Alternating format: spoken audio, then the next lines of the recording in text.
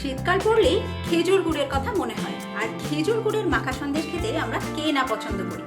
দোকান থেকে প্রায়শই এই মাখা সন্দেশ কিনে খাই, কিন্তু আপনারা জানেন কি বাড়িতেই খুব সহজেই আপনারা এই খেজুর গুড়ের মাখা সন্দেশ তৈরি করে নিতে পারবেন। তাহলে দেরি কেন, চটপট দেখে নিন আমার আজকের ভিডিও ভালো লাগলে লাইক, শেয়ার আর কমেন্ট করতে ভুলবেন না।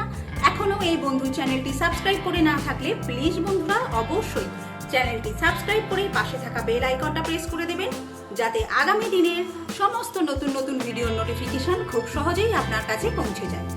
দেরি না করে দেখে নেওয়া যাক আমার আজকের রেসিপি খেজুর গুড়ের মাখা সন্দেশ। প্রথমে দুধ জাল দিয়ে নেব, তার জন্য একটা বড় পাত্র নিয়ে নিয়েছি।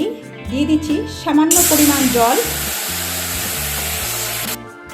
এই জলটা দেওয়ার কারণ দুধ যাতে নিচে লেগে না যায়, তার জন্যই দিয়ে দিলাম। এবার এর মধ্যে আমি দুধ অ্যাড করে দিচ্ছি। এখানে আমি ফুল ক্রিম দুধ নিয়েছি, 1.5 লিটার দুধ আমি এতে দিয়ে দেব।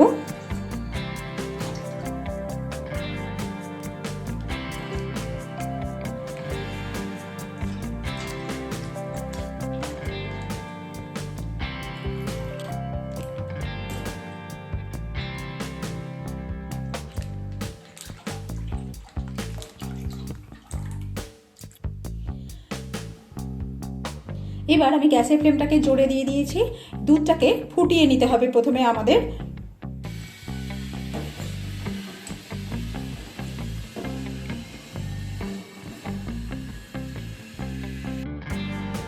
দুধ ভালোভাবে ফুটে উঠলে আমি এবার গ্যাসের ফ্লেমটাকে অফ করে দেব।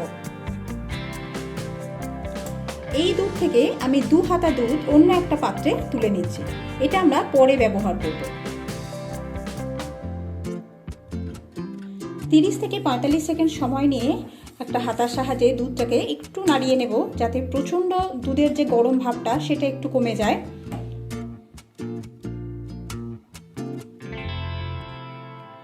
এইভাবে অল্প একটু ঠান্ডা করে নিয়ে ছানা কাটালে ছানা অনেক বেশি সফট হয়।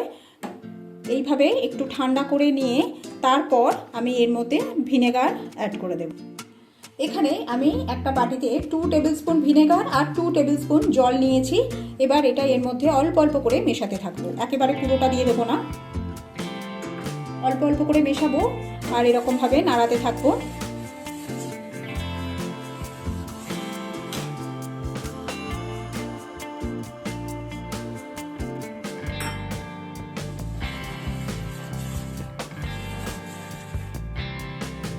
দেখুন খুব সুন্দরভাবে ছানা তৈরি হয়ে গেছে। ছানা আর ছানার জল পুরোপুরি আলাদা হয়ে গেছে।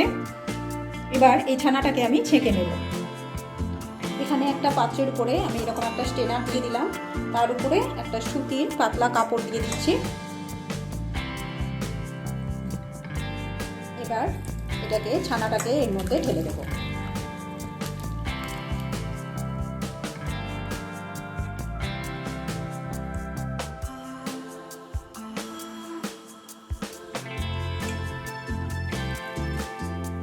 এখানে আমি বেশ কিছুটা ঠান্ডা জল নিয়ে নিয়েছি। এবার এই ছানাটা এইভাবে জলের মধ্যে দিয়ে দেবো।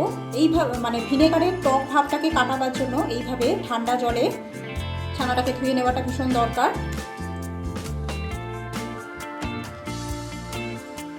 এবার ছানার যে এক্সট্রা যে জলটা রয়েছে সেটা সামান্য একটুখানি হাতের সাহায্যে প্রেস করে বার করে দেবো। খুব বেশি কিন্তু চাপবো না, যাতে ছানাটা খুব বেশি ড্রাই না হয়ে যায় সেদিকে দেখতে হবে। এবার একটা স্ট্রেনারের উপরে ছানাটাকে এইভাবে রেখে, ছানার পোটলাটাকে রেখে এর উপরে একটা ওয়েট চাপিয়ে দেবো। এইভাবে 15 থেকে 20 মিনিট রেখে দেবো। 15 মিনিট পরে আমি ছানাটা একটা ফ্ল্যাট পাত্রের মধ্যে নিয়ে নিচ্ছি। হাতের সাহায্যে ছানাটা একটু মাখিয়ে নেব। এর মধ্যে আমি এবার দিয়ে দিচ্ছি 2 টেবিল স্পুন গুঁড়ো দুধ।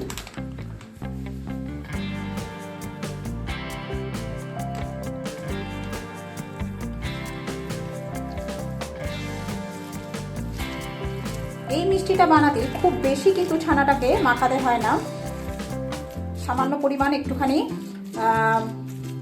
এরকমভাবে হাতের এই তালুর এই অংশটা দিয়ে এরকমভাবে মাখাবো। এইভাবে মাখিয়ে নিলেই হয়।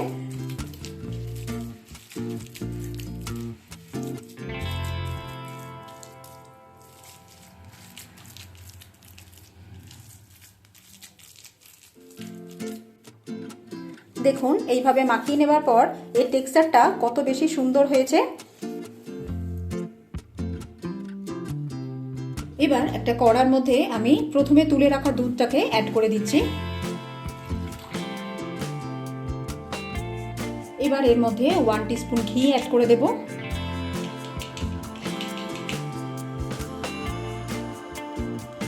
দুধটাকে খুব ভালোভাবে জাল দিয়ে নিতে হবে।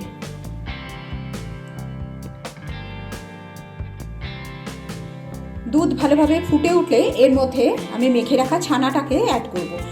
পুরো ছানাটা কিন্তু অ্যাড করব না, প্রথমে অর্ধেক ছানা অ্যাড করব, তারপরে বাকি ছানা অ্যাড করব।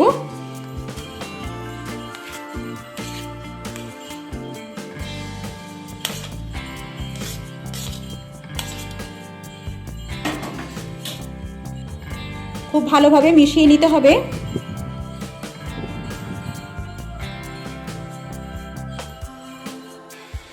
কত সুন্দরভাবে দেখুন ছানাটা মিশে গেছে দুধের মধ্যে।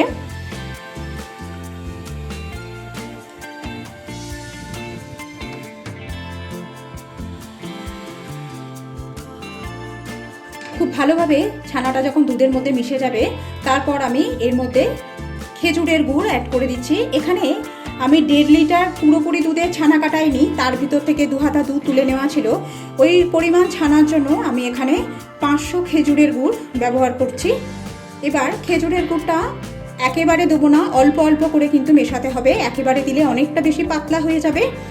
গ্যাসের ফ্লেমটা লোতে রেখে এটাকে জাল দিয়ে নেব, মানে ততক্ষণ পর্যন্ত জাল দিয়ে নেব যতক্ষণ না একটু টেনে যায়। দেখুন গুড়টা দেবার পর অনেকটাই পাতলা হয়ে গেছে। ছানার জলটা যখন অনেকটাই টেনে যাবে তখন আমি এর মধ্যে বাকি ছানাটাকে অ্যাড করে দিচ্ছি।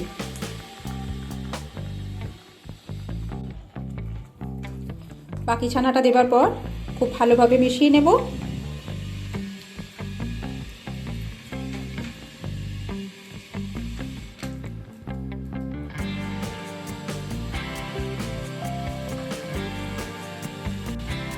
দিয়ে দিচ্ছি আরও 1 হাতা গুড়।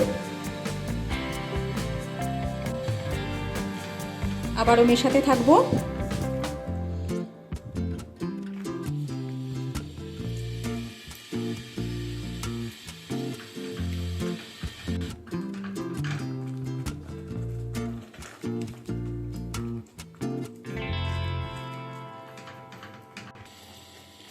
মাখা সন্দেশের টেক্সচারটা একদম দোকানের মতো করার জন্য এর মধ্যে আমি 1 টিস্পুন ময়দা অ্যাড করে দিচ্ছি।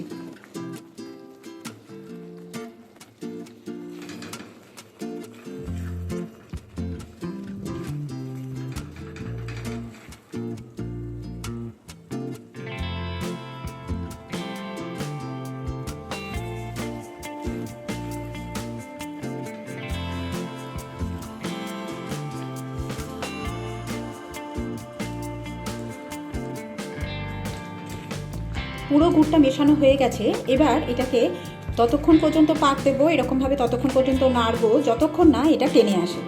এটাকে নাড়তে নাড়তে দেখবেন এর কালারটাও অনেক বেশি সুন্দর হয়ে যাবে, একদম পুরোপুরি প্রায় দোকানের মতোই হবে।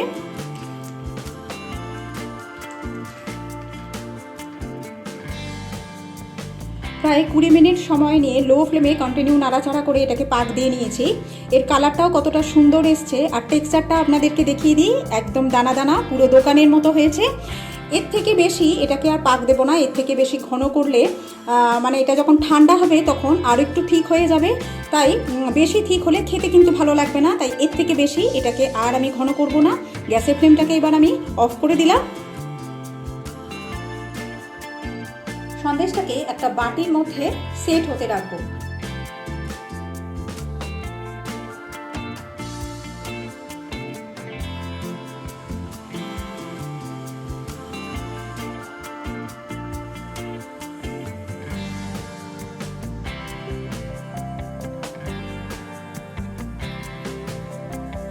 এর উপরে গার্নিশিং এর জন্য হাফ করে রাখা কাজু দিয়ে দিচ্ছি, গার্নিশিং না করলেও চলে।